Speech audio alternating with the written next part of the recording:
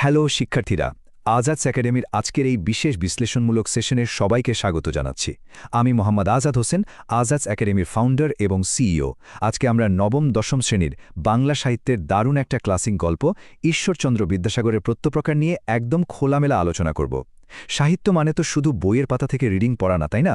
এর ভেতরের গভীর অর্থ আর আসল মজাটা আজ আমরা একসঙ্গে বের করব। চলুন শুরু করা যাক। আচ্ছা, মূল গল্পে ঢোকার আগে এই যে প্রত্যুপকার শব্দটা, এর মানে কি? খুব সহজ ভাষার বললে উপকারীর উপকার করা। মানে কেউ হয়তো অতীতে আপনাকে কোনো সাহায্য করেছিল, আর পরে তার বিপদে আপনি তাকে সাহায্য করে সেই উপকারের প্রতিদান দিলেন। ব্যাস, এটাই প্রত্যুপকার। আমাদের আজকের পুরো গল্পের যে নৈতিক দ্বন্দ্ব আর চরিত্রগুলোর মহত্ব, তা কিন্তু এই একটা শব্দের উপরই দাঁড়িয়ে আছে। এই কনসেপ্টটা একটু মাথায় রাখবেন। আজকের এই আলোচনাটা আমরা মূলত 5টা ধাপে সাজিয়েছি। 1. গল্প ও লেখকের পরিচিতি। 2. দামেস্কের সেই অতীতের স্মৃতি। 3. বন্দির সততা ও চরম সংকট। 4. খলিফার বিচার ও মহানুভবতা। এবং সবশেষে চরিত্র বিশ্লেষণ ও মূল থিম। তো চলুন কথা না বাড়িয়ে এগিয়ে যাই। আমাদের প্রথম পর্ব, গল্প ও লেখকের পরিচিতি। যে কোনো কালজয়ী সাহিত্য ভালোভাবে বোঝার আগে তো তার স্রষ্টাকে একটু চিনে নেওয়া দরকার। স্ক্রিনে যাকে দেখছেন, তিনি এই রচনার স্রষ্টা, পণ্ডিত ঈশ্বরচন্দ্র বিদ্যাসাগর। 1820 সালে পশ্চিমবঙ্গের মেদিনীপুরের বীরসিংহ গ্রামে ওনার জন্ম। ওনার আসল নাম ছিল ঈশ্বরচন্দ্র বন্দ্যোপাধ্যায়, আর অগাধ পাণ্ডিত্যের জন্য তিনি বিদ্যাসাগর উপাধি পান। তবে জানেন তো, শুধু বিদ্যায় নয়, মানুষ হিসেবে তিনি এতই উদার আর দানশীল ছিলেন যে সবাই তাকে দয়ার সাগর বলেও ডাকত। ঈশ্বরচন্দ্র বিদ্যাসাগরকে কিন্তু বাংলা গদ্যের জনক বলা হয়, কারণ তিনিই প্রথম বাংলা গদ্যে জ্যোতিচিহ্নের সঠিক ব্যবহার শুরু করে ভাষাকে সুশৃঙ্খল করেছিলেন। বেতাল পঞ্চবিংশতি, ব্যাকরণ কৌমুদী কিংবা শকুন্তলা, এগুলো তার বিখ্যাত সব কাজ। আর আমাদের আজকের এই প্রত্যুপকার গল্পটি নেওয়া হয়েছে 1868 সালে প্রকাশিত তার আখ্যানমঞ্জুরি বইয়ের দ্বিতীয় ভাগ থেকে। এই বইটিতে তিনি মূলত পৃথিবীর নানা বিখ্যাত মানুষের জীবনের দারুণ সব অনুপ্রেরণামূলক ঘটনা তুলে ধরেছেন। এবার আসা যাক দ্বিতীয় পর্বে, দামেস্কের সেই অতীতের স্মৃতি। গল্পের শুরুতেই কিন্তু একটা টানটান উত্তেজনা আছে, যা আমাদের সোজা একটা ফ্ল্যাশব্যাকে বা অতীতের ঘটনায় নিয়ে যায়। একটু কল্পনা করুন প্রাচীন বাগদাদ নগরীর কথা। সপ্তম আব্বাসীয় খলিফা আল মামুনের আমল চলছে তখন। খলিফার খুব কাছের আর প্রিয় একজন মানুষ ছিলেন আলী ইবনে আব্বাস।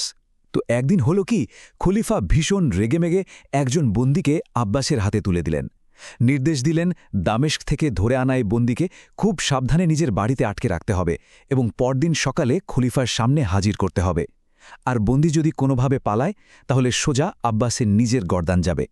এখন মজার ব্যাপারটা ঘটে যখন আব্বাস বন্দীকে নিজের বাড়িতে নিয়ে যান। পরিচয় জিজ্ঞেস করতে আব্বাস জানতে পারেন বন্দির বাড়ি দামেস্কে। দামেস্কের নাম শুনেই আব্বাস চমকে ওঠেন। তার মনে পড়ে যায় বহু বছর আগে তিনি নিজে যখন দামেস্কে এক চরম বিশৃঙ্খলায় বিপদে পড়েছিলেন, তখন এক সম্ভ্রান্ত ব্যক্তি তাকে 1 মাস নিজের বাড়িতে লুকিয়ে রেখে প্রাণ বাঁচিয়েছিলেন। শুধু তাই না, বাড়ি ফেরার জন্য একটা ঘোড়া আর 100 স্বর্ণমুদ্রাও দিয়েছিলেন। আর সবচেয়ে বড় ধাক্কাটা আব্বাস খেলেন যখন তিনি বুঝতে পারলেন, আরে খলিফার এই বন্দী তো তার সেই পুরনো রক্ষাকর্তা। এই অভাবনীয় আবিষ্কারের পর গল্পের মোড় একদম ঘুরে যায়। রক্ষক আর বন্দির মধ্যকার ক্ষমতার সমীকরণ এক নিমিষেই পাল্টে যায়। শুরু হচ্ছে আমাদের তৃতীয় পর্ব, বন্দির সততা ও চরম সংকট। বন্দি তখন তার এই অবস্থার কারণ খুলে বলেন। তিনি জানান কিছু নিচু মনের মানুষ খলিফার কান ভারী করেছে। তারা তার বিরুদ্ধে উৎকট, মানে অত্যন্ত গুরুত্বপূর্ণ আর মিথ্যে কিছু অভিযোগ এনেছে। আর সেই মিথ্যে অভিযোগ শুনেই খলিফা তাকে বন্দি করে এখানে নিয়ে এসেছেন। পরিবারের সাথেও একদম দেখা করতে দেননি। নিজের জীবন রক্ষাকারীর এমন করুণ দশা দেখে আব্বাস কি আর চুপ থাকতে পারেন? একদম না। কৃতজ্ঞতার দায়ে আবদ্ধ আব্বাস সাথে সাথে সিদ্ধান্ত নেন, যেভাবেই হোক তিনি এই মানুষটিকে বাঁচাবেন। নিজের জীবনের ঝুঁকি জেনেও তিনি বন্দীকে বলেন, আপনি এক মুহূর্তের জন্য প্রাণনাশের আশঙ্কা করবেন না, আপনি এই মুহূর্ত থেকে স্বাধীন। শুধু মুখেই বললেন না, দ্রুত পালানোর খরচের জন্য তিনি 1000 স্বর্ণমুদ্রার একটা থলিও বন্দির হাতে তুলে দিলেন। কিন্তু গল্পের সবচেয়ে বড় চমকটা আসে ঠিক এখানেই। বন্দি পালানোর সেই প্রস্তাব সরাসরি নাকচ করে দিলেন। তিনি বললেন, আমি এত নিচাশয় ও স্বার্থপর নই যে কিছুদিন আগে যে প্রাণ রক্ষা করেছি, এখন সেই প্রাণের বিনাশের কারণ হব। মানে তিনি খুব ভালো করেই জানতেন তিনি পালালে খলিফা নিশ্চিতভাবেই আব্বাসকে মৃত্যুদণ্ড দেবেন। নিজের জীবনের বিনিময়ে অন্যের জীবন বিপন্ন করতে তিনি কিছুতেই রাজি হলেন না। ভাবা যায় এমন সততা সত্যিই বিরল। বন্দি যখন পালাতেই চাইলেন না তখন তো আব্বাসের সামনে মহা বিপদ। পরদিন সকালে বন্দির ভাগ্য নির্ধারণের জন্য তাকে খলিফার দরবারে যেতেই হল। শুরু হচ্ছে আমাদের চতুর্থ পর্ব, খলিফার বিচার ও মহানুভবতা। পরদিন দরবারে গিয়ে আব্বাস একটু বিনীতভাবে বন্দির বিষয়ে কথা তুলতেই খলিফার অবস্থা রীতিমতো কোপানল, মানে কোপ আর অনল, ক্রোধের আগুনে তিনি যেন জ্বলে উঠলেন। খলিফা সোজা জানিয়ে দিলেন আব্বাস যদি বন্দিকে ছেড়ে দেওয়ার কথা একবারও মুখে আনে তবে তাকেও তিনি মৃত্যুদণ্ড দেবেন। পুরো দরবারের পরিবেশ তখন একদম থমথমে। এরপর কি ঘটল? আব্বাসও ছাড়ার পাত্র নন। নিজের প্রাণের মায়া একদম ত্যাগ করে অত্যন্ত সাহসিকতার সাথে তিনি খলিফাকে সেই অতীতের পুরো সত্য ঘটনাটা খুলে বলেন। কিভাবে এই বন্দি মানুষটা একদিন নিঃস্বার্থভাবে তার প্রাণ বাঁচিয়েছিল সবটা শোনালেন। খলিফা আল মামুন একদম চুপচাপ, সব শুনলেন। আর অবাক করা বিষয় হল, সত্যটা জানার পর খলিফার সেই রাগের আগুন নিমিষেই গভীর শ্রদ্ধা আর আনন্দে বদলে গেল। তিনি বুঝলেন এমন দয়াশীল মানুষ কখনোই ওরকম অপরাধ করতেই পারে না। এরপর খলিফা যা করলেন সেটা সত্যিই অভাবনীয়। তিনি বন্দীকে শুধু নিঃশর্ত মুক্তি দিলেন না, রীতিমতো রাজকীয় সম্মানে ভূষিত করলেন। ক্ষতিপূরণ আর উপহার হিসেবে খলিফা তাকে দিলেন 10টি ঘোড়া, 10টি খচ্চর, 10টি উট, মহামূল্যবান সব পোশাক আর বিপুল পরিমাণ অর্থ। আর হ্যাঁ, দামেস্কের গভর্নরের কাছে একটা বিশেষ সুপারিশপত্র দিয়ে দিলেন, যাতে ভবিষ্যতে তাকে আর কোনো ঝামেলায় পড়তে না হয়। কি চমৎকার একটা সমাপ্তি, তাই না? এবার আমরা চলে এসেছি আমাদের আলোচনার একেবারে শেষ ধাপে, পর্ব 5, চরিত্র বিশ্লেষণ ও মূল থিম।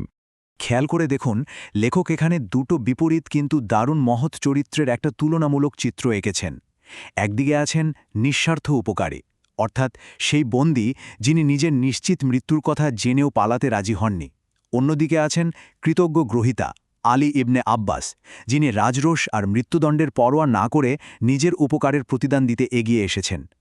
একজন নিজের জীবনের বিনিময়ে সততা ধরে রেখেছেন, আরেকজন জীবনের ঝুঁকি নিয়ে কৃতজ্ঞতা প্রকাশ করেছেন। তবে সত্যি বলতে কি, এই গল্প থেকে সবচেয়ে আকর্ষণীয় যে বিষয়টা আমরা শিখতে পারি তা হল এখানে কেবল একজন বা দুজন নয়, আমরা 3 জন অসাধারণ মহান মানুষের দেখা পাই। বন্দী এবং আব্বাসের পাশাপাশি তৃতীয়জন হলেন স্বয়ং খলিফা মামুন। একজন শাসক হিসাবে তিনি যেমন ভীষণ কড়া ছিলেন, তেমনি সত্য জানার পর নিজের ভুল শুধরে একজন সৎ মানুষকে পুরস্কৃত করার মতো বিশাল একটা হৃদয় তার ছিল। এই 3টি চরিত্র মিলে আসলেই গল্পটাকে একটা অন্য উচ্চতায় নিয়ে গেছে। সেশনের একদম শেষে এসে আপনাদের জন্য একটা গভীর প্রশ্ন রেখে যাচ্ছি। মানুষের সবচেয়ে বড় প্রবৃত্তি তো বেঁচে থাকা, তাই না?